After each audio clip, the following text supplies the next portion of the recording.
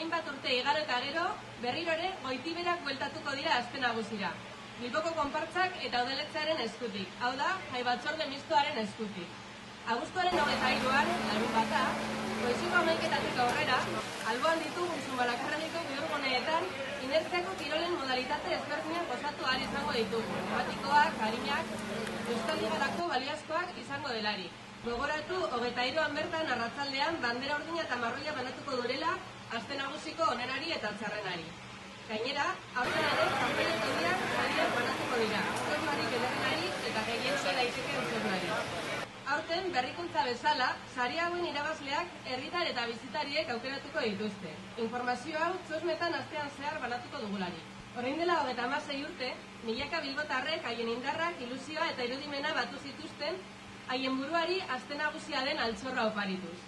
Ordutik, Marijaiak urtero bizitatzen gaitu. Bere jaian parte hartzea gonbidatu, bere aztena, ez da gurea, ez da inorena ere. Orain dela zenbat urte, ingeles bat Bilbora etorri zen, eta aste nagusia ikustean txunditutak esan zigun ez ginela eskuartean genuen mirariaz jabetzen. Ez zuen alde egin nahi izan, eta ordutik ez dio Bilboko gainontzeko erraldoiekin dantzatzeari utzi. Gogoan erditzagun ingelesaren hitzak. Gora aste nagusia! Gora Marijaia!